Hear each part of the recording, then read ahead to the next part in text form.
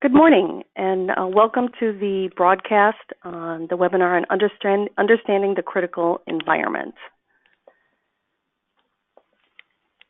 Today's presenter is Jim Nelson. Jim is the President of Business Continuity Services and the Chairman of ICOR. As you will see shortly, Jim holds many different credentials and is certainly very knowledgeable in this area. Jim, I'd like to turn it over to you. Well, thank you. And thank you, everyone, for joining. Looks like we've got a good group.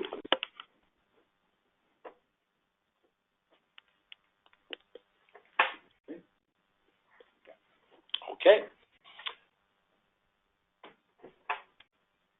So in today's objectives, we're going to talk a little bit about critical environments. And critical environments may include data centers, server rooms, control rooms, maybe control rooms of power plants, could be a chemical facility, could be a pharmaceutical, could be a hospital or a research facility, or maybe it's something in the cloud, whether it's some variety of managed services or hosting arrangements. And these concepts will apply to all of these items. So we're going to talk a little bit. I just want to explain that this is a brief summary and overview, and to encourage you to learn a little bit more. Many of these topics may go on for hours or in some cases days. So we'll talk about some location and design considerations around your CE or critical environment. We'll also talk about the importance, some of the basics of capacity planning. And we'll talk about procedures and methods of procedures and documentation and standard operating procedures and what needs to be implemented at minimal in a critical environment.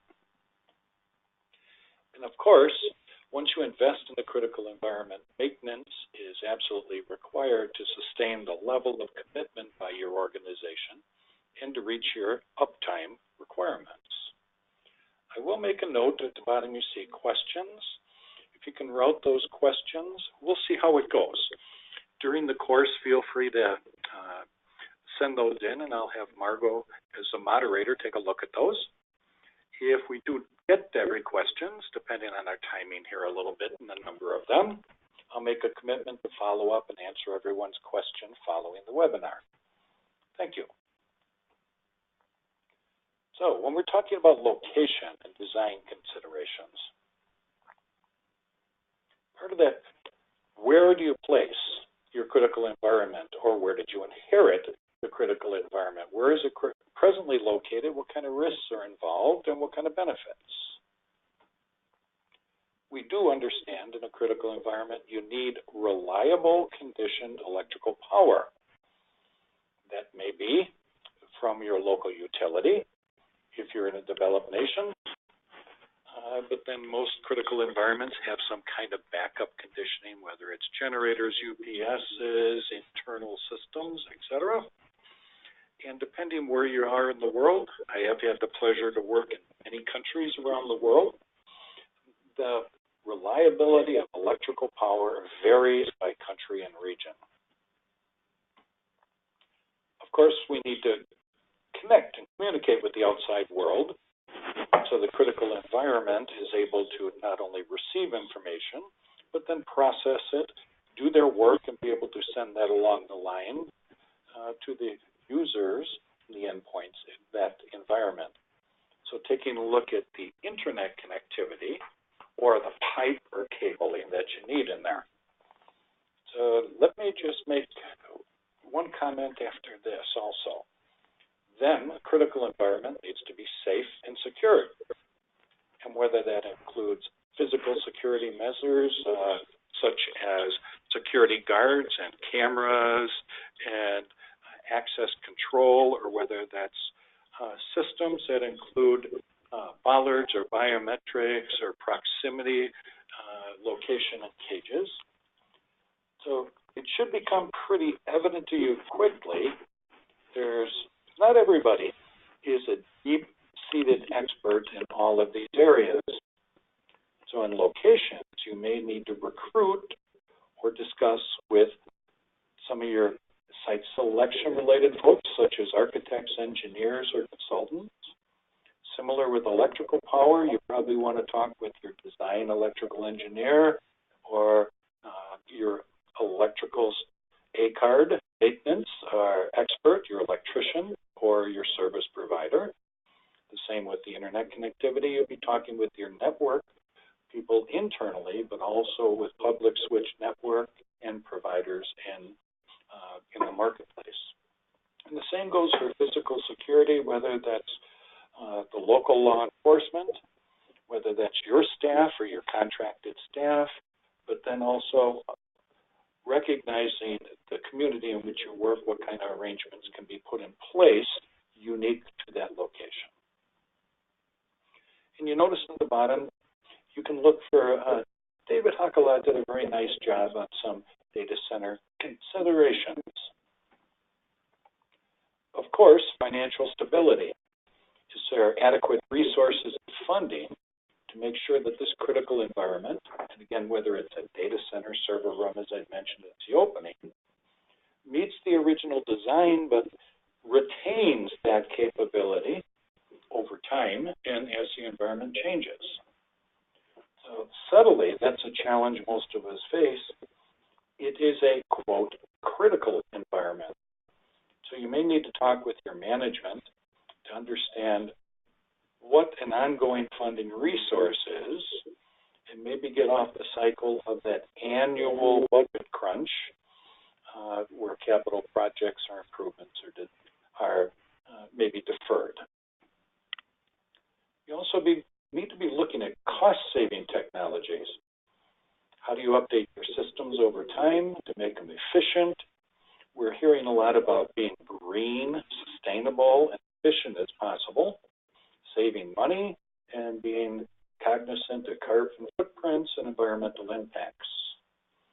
Not all critical environments are the ideal candidate for being completely, quote, green, but we can make them greener or more efficient.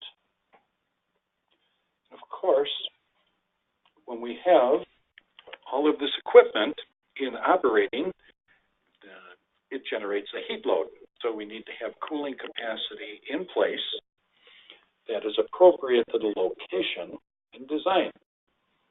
And those cooling systems need to meet the base need, but also need to have backup and redundancy. And then consider a range of operating temperatures and conditions.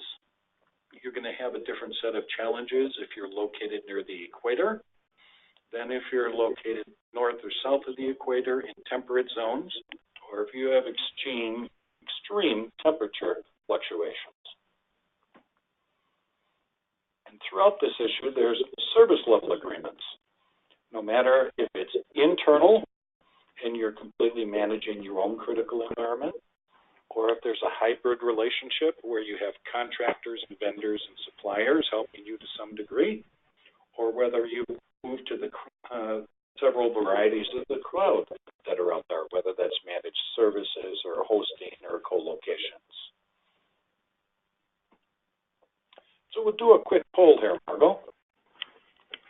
Okay, we'll launch our first poll, which is identify 2 locations and design considerations that cause you the most anxiety. So if you can take a few seconds here to perhaps select the top 2.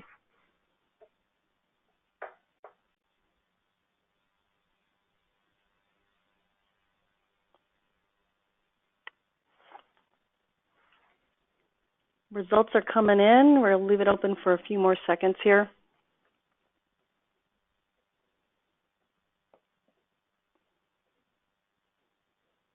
And it looks like, Jim, it looks like the first 2, the safe and secure location, as well as the second one there, reliable power and cooling systems, both came in at about 57%. And that's to be expected. And I would expect that also following in that is the connectivity, since we are in a very connected world, and then also funding and financial stability and efficiency would come along. Oh, that's excellent feedback. Thank you, everyone who contributed to that. And I'm going to move on to the next slide.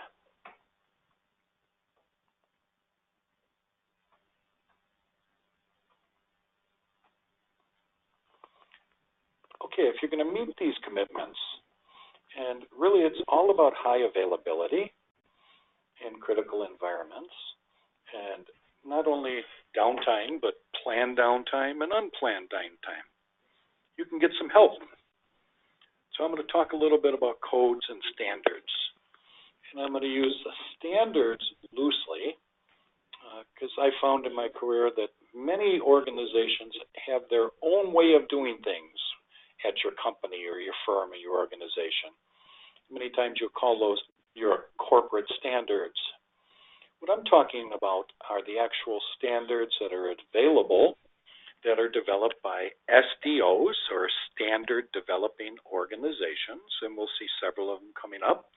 And these are normally progressed from best practices and like-minded professionals working together and then sharing at a local, national, or global basis on the best approach on methods of managing. So ASHRAE, which is the Society for Refrigeration and Air Conditioning, talks about thermal guidelines for data processing environments. NFPA, National Fire Protection Association, has a number of standards that are behind many of the building codes that we use, not only nationally, but on a global basis. So there's different standards that come in place for protecting information technology in critical environments. Then maybe you'd look at things like CENELEC, which deal with information technology and cabling standards. And I won't list all of the standards bodies, but there's many of them out there. And as we go through, then you see like TIA, which is the Telecommunication and Internet Industry Association that talks about cabling and pathways and communication to be able to deal with that network connectivity that we talked about just before the poll. Then, of course, we have ISO, International Standards Organization, or the Organization for Standardization. And I mentioned ISO 31000, which is a risk management standard, and that is a guidance document. And then for some of you folks that maybe have heard it, ITIL, I-T-I-L, is Information Technology Infrastructure Library. That's an approach for an individual.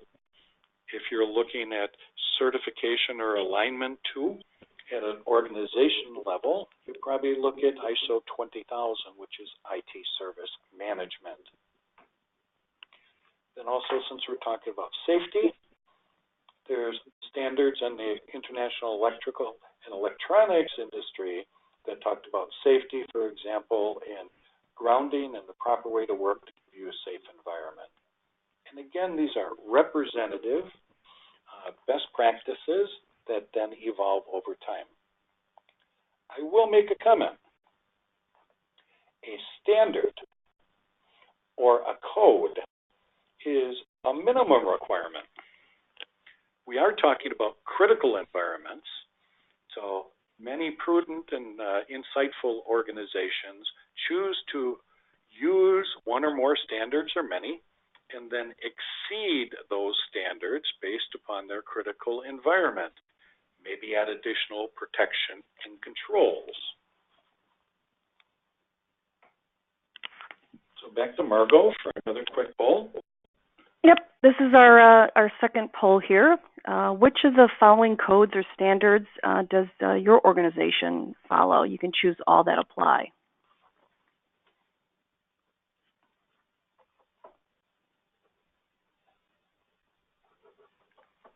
We'll give it a couple more seconds here.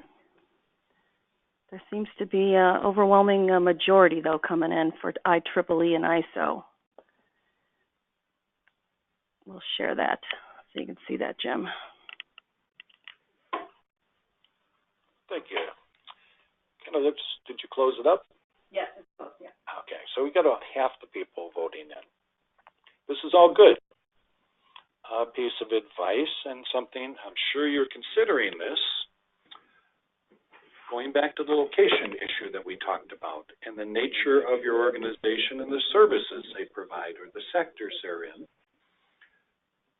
It may be worth your time, and it's very wise to check and see the local agency having jurisdiction, which codes, standards, and regulations have they adopted?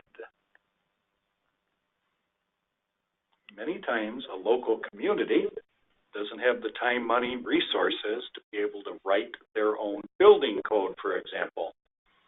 So they will look at model codes, make some adjustments based upon their unique requirements and locations, and then adopt those codes. So interacting with your local community contacts, whether they're in a building, location, code compliance, we just would call those AHJ, or the agencies having jurisdiction for whatever the discipline is and whatever the concern is. And we'll focus a little bit on those location design considerations, where we talked about location and power and connectivity, physical security, spending the right amount of resources for financial stability, being green, whether it's green buildings or you're looking at things like LEED, and then, of course, cooling requirements, which vary greatly by what's available by your location and decision.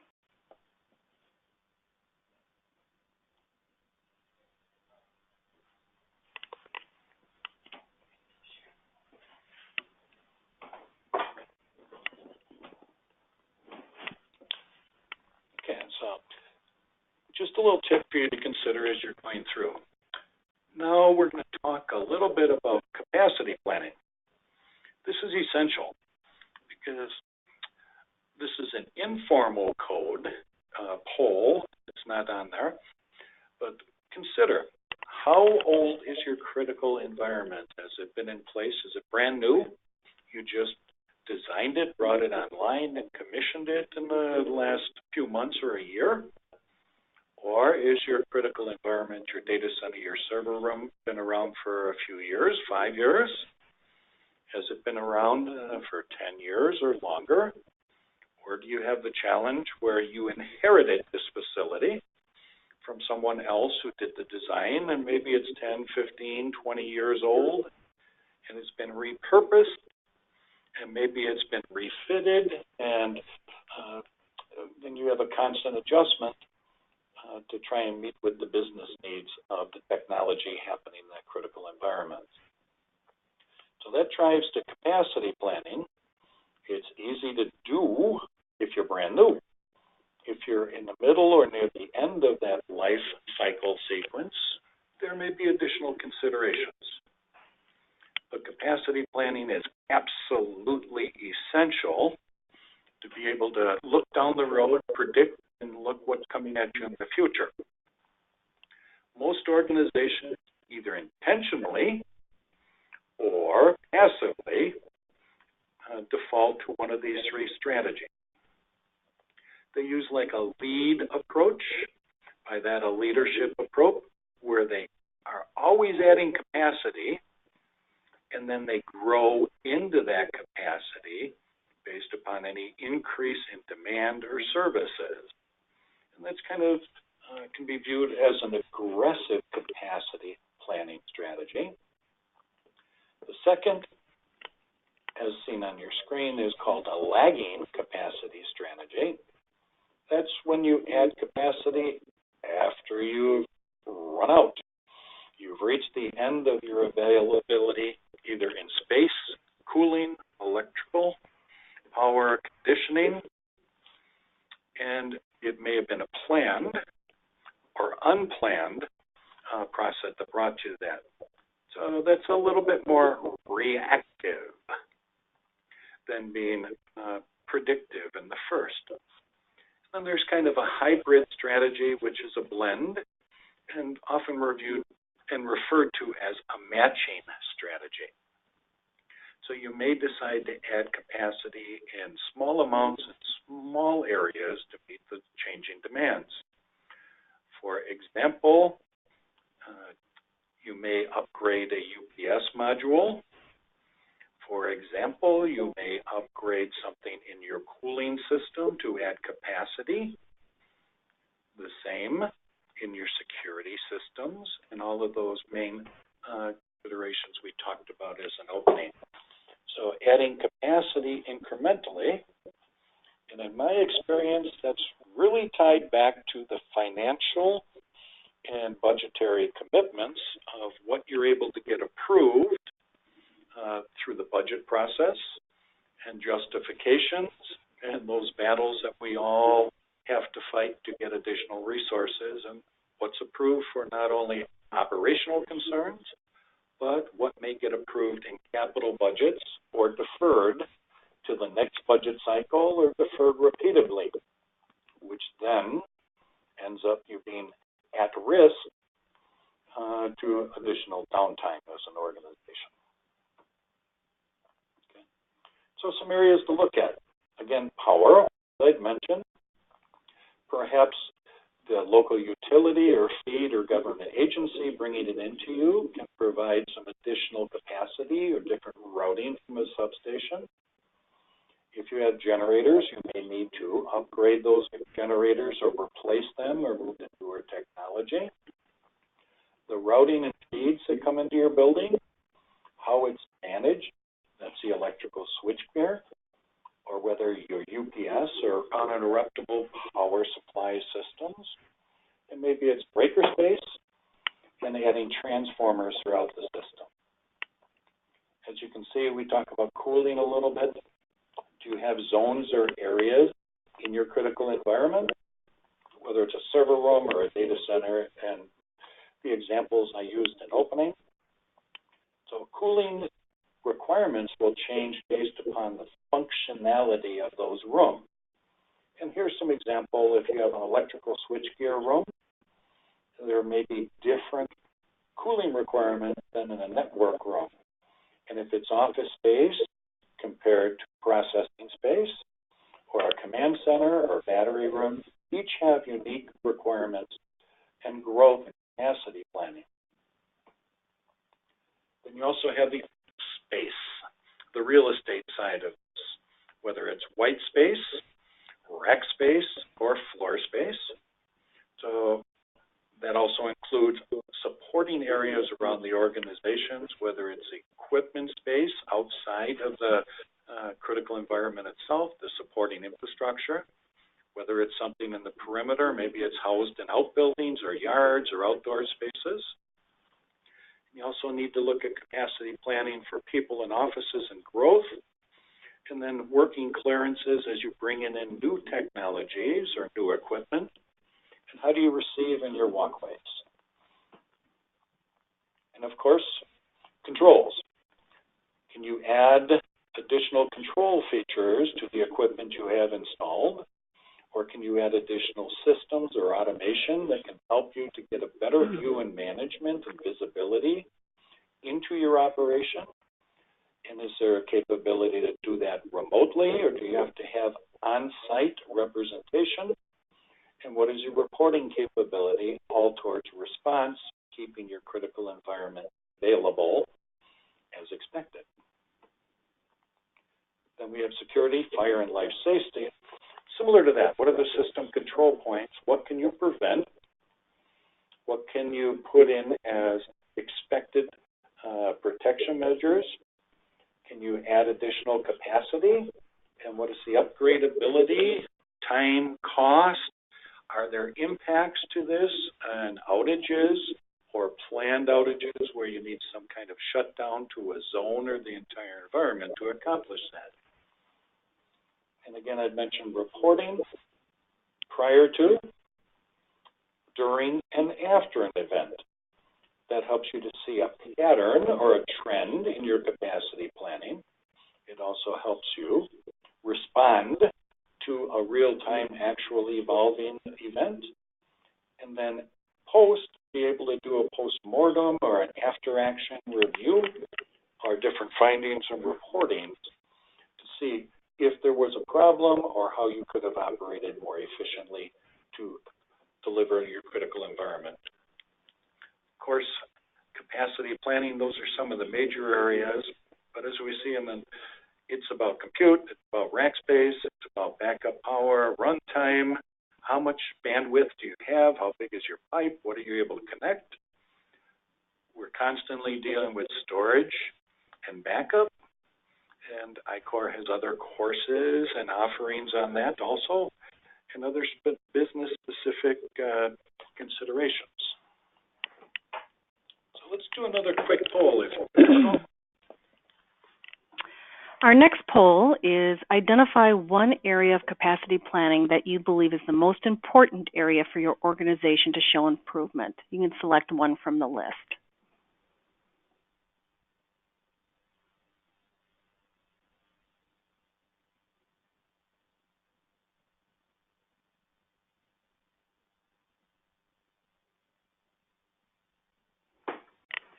Results are coming in. We'll leave it open for a few more seconds here.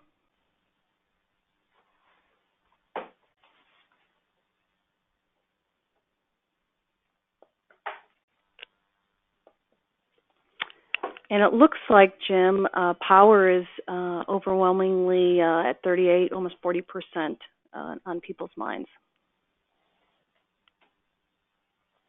Well, that's not surprising because we've been finding over the last decade especially that our shrinking footprint, we're able to pack more and more devices into a very confined footprint, and those all draw additional energy.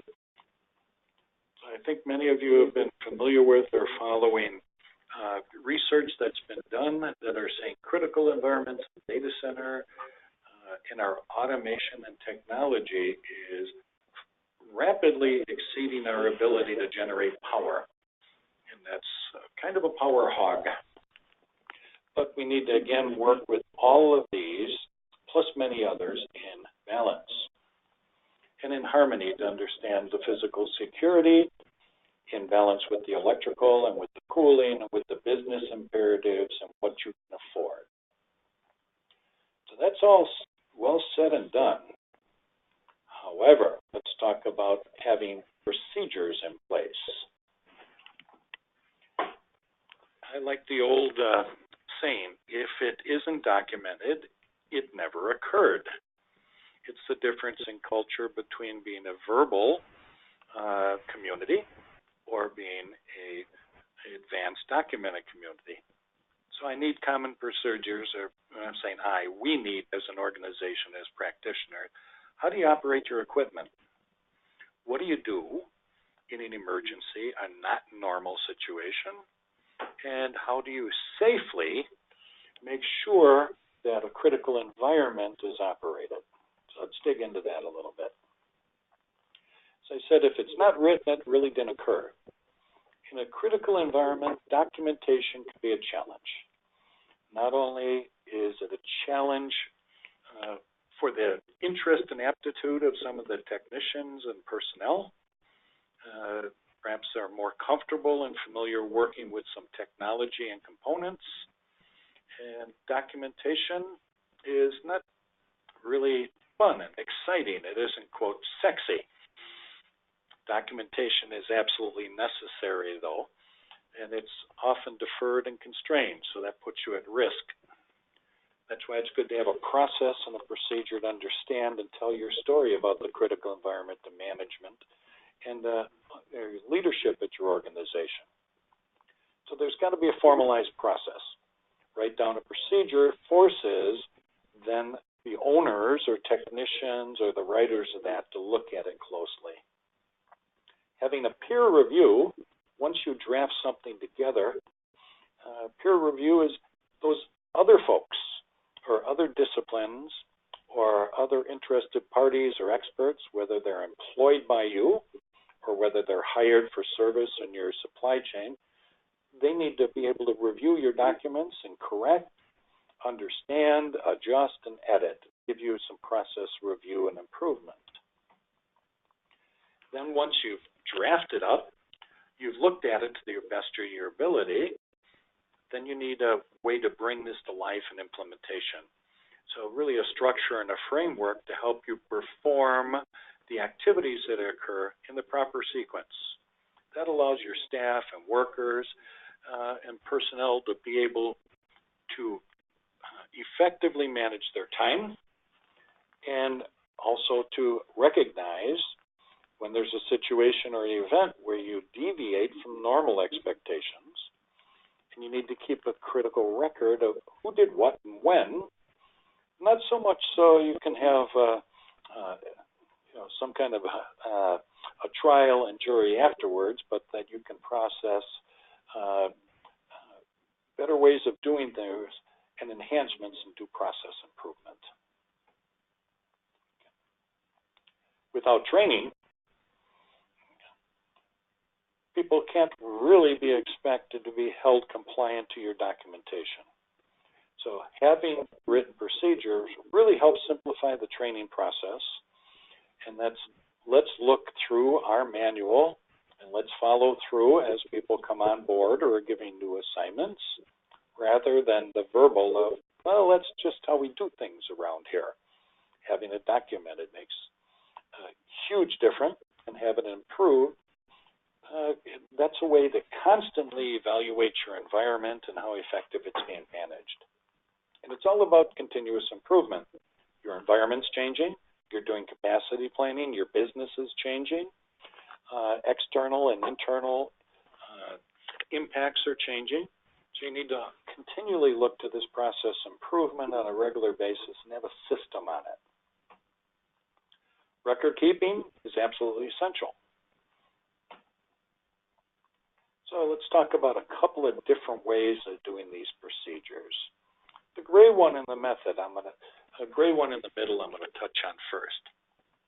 MOPs are a method of procedure that's really kind of a detailed step-by-step approach or process of how you need to be working on an activity or a piece of equipment.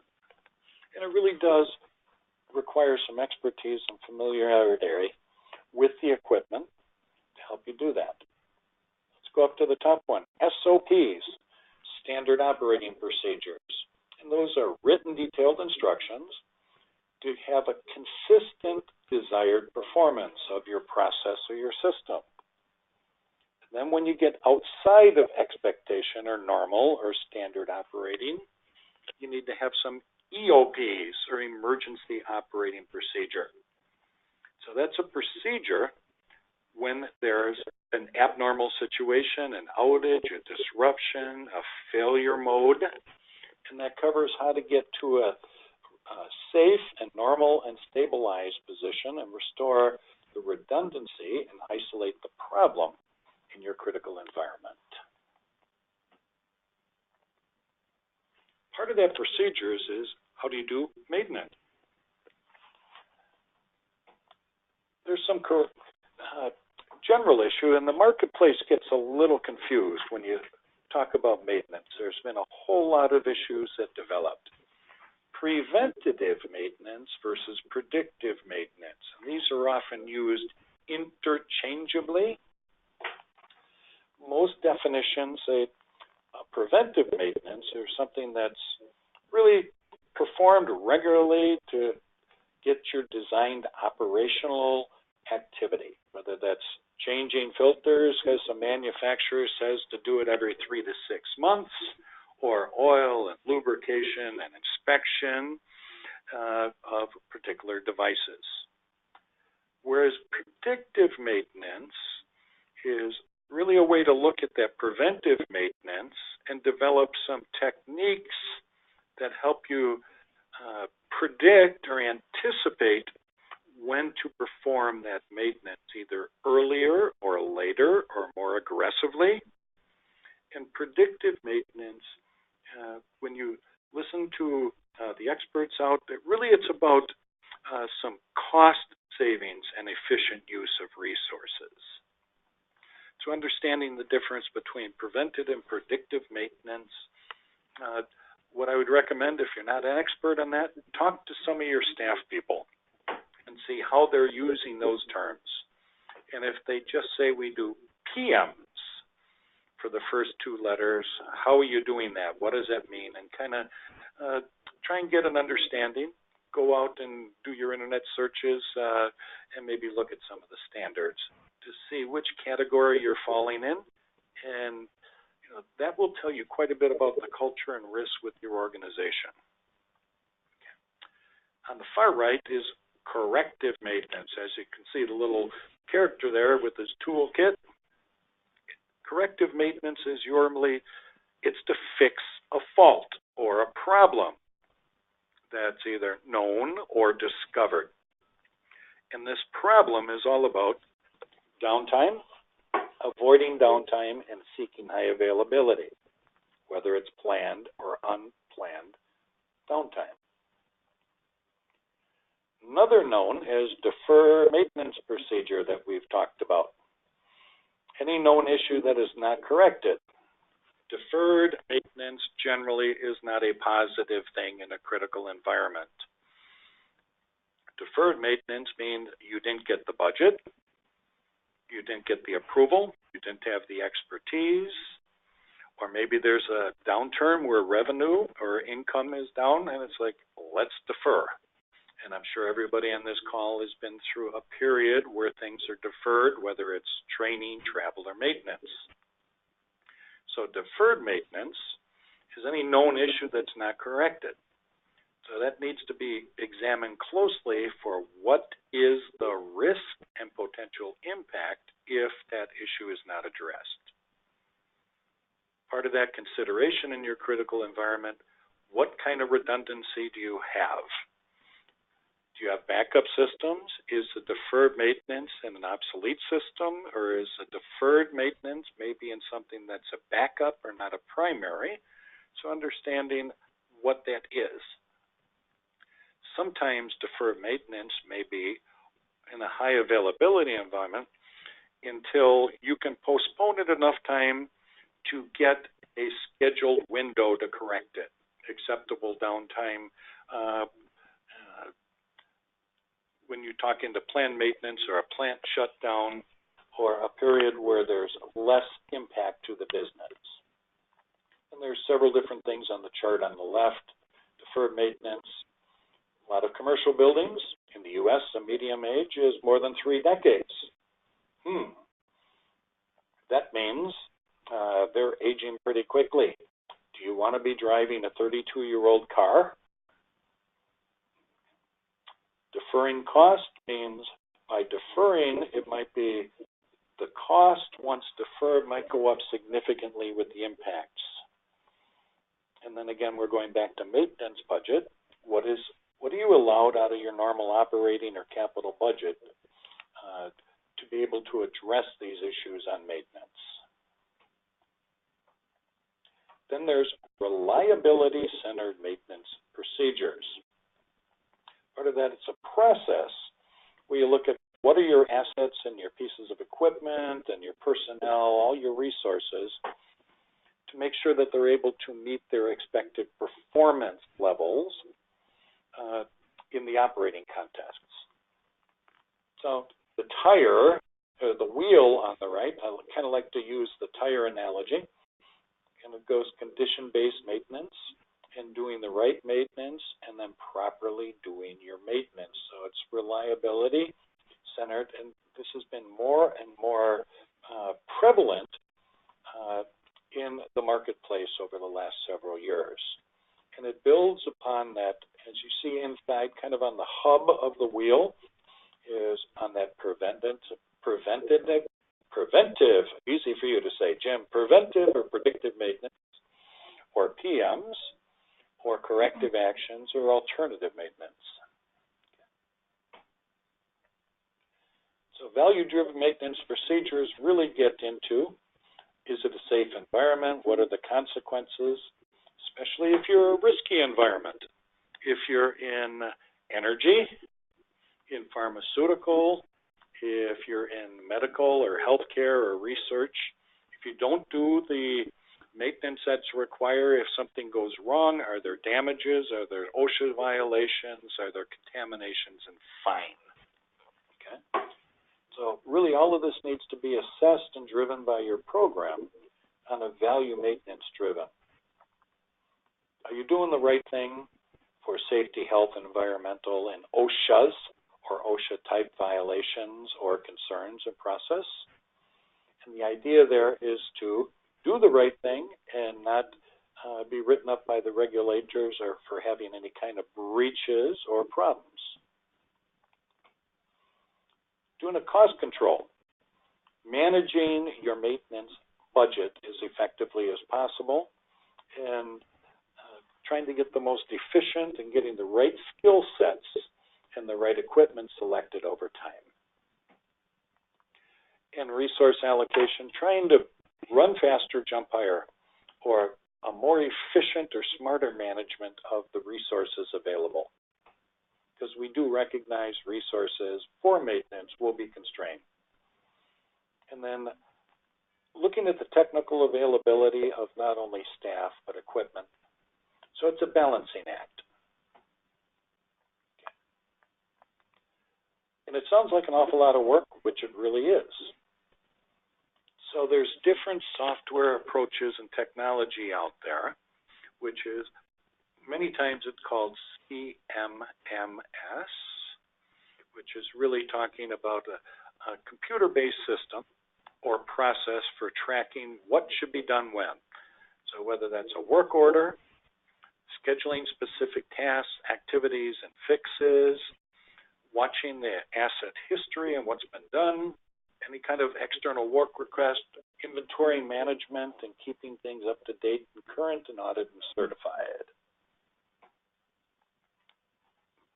Margot, let's do another poll. I think this is our last poll, and it's give your organization a rating of how well it manages maintenance. 5 is high and consider 1 low.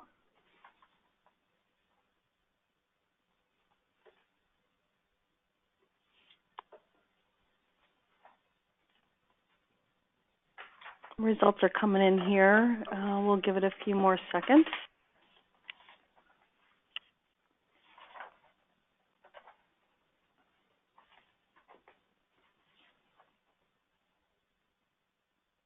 Okay, we got about 65% of the folks who logged in on this poll, and it looks like the majority are somewhere in the middle, Jim. 48% are giving themselves a 4, and the other 44% are giving themselves a 3 average. Well, Jim's comment here, having moved around for 3 decades, I think there's some optimists out there and some pessimists. Since documentation and maintenance, you can never do enough, but it is a fine balancing act of overemphasizing your maintenance and management activities. However, if you needed $1,000 US to do an activity beforehand, and you decided to procure that $1,000 or to defer that $1,000 and do it next budget cycle or when you can get a window, and an outage occurs that costs you several millions of dollars, it's pretty indefensible and you'll be under a lot of scrutiny. Well, common sense, why didn't you just spend a little bit to avoid this major outage? So being penny wise and pound foolish, as the old adage goes, is a balancing act, and it's something that you need to constantly keep in front of not only your team and the organization and your management, and reaching that right balance, and then identifying the risk of where you lie and how you approve and hit the right balance for your organization. Okay. So in summary, and again, we've just touched a few items here. As I'd mentioned at the opening, critical environment are not only just the data center. It can be a lot of different areas, buildings, or functions that share a critical environment. And we've talked a little bit about some of the areas of concern. So we've looked a little bit about location and design, touched on what a code is as a minimum standard and compliance. And we just summarized a little bit about power, cooling, real estate, and security issues. All need to be part of your ongoing operation, but also your capacity planning in a critical environment. Being able to predict and see if you have an aging facility, are you able to keep it operational for another year or two? Or is it going to be expected to run 5 more years, 10 more years, 15 more years, forever? And then what kind of analysis can you bring together to make those objectives and tell your story to the organization? Part of that is having documentation. Are things written down? Do you have a procedure to tighten up any gaps? Or are people just making their best efforts based upon their judgment? Or do you have a process and procedure to do these maintenance activities and to tell you when equipment and resources may need to be upgraded, enhanced, replaced to meet your desired organizational objectives of availability in operating a critical environment? So as you understand, there's a lot of work to be done, and it involves a lot of skill set and collaboration. So here I'll just touch a little bit on some ICOR course offerings. On the critical environment, you see on your screen there's a number of choices, and you can hit the ICOR website. And these are really designed based upon job functionality. Somebody that does not work in the data center all the time, but needs to have a knowledge of it. Maybe it's a sales and marketing person, or maybe it's some kind of salesperson, but what happens in that critical environment? A technician or somebody that's working in the environment, whether it's a tradesman, power, cooling, electrical, or whether it's a cabling technician or a programmer or an operator, they need a different level of skill sets, which should be the 2000 and 3000 series. These are available both as live or as online e-learning courses. And then the 4000, 5000 talks about the team lead or the manager responsibility. The 6000 is really focused on that design or that environmental engineer. And the 7000 is it can be considered a capstone course. So it's like, how do you audit your own critical environment and understand all of those pieces and parts? And the last one on this slide, CE 8000 series, we're very excited about this.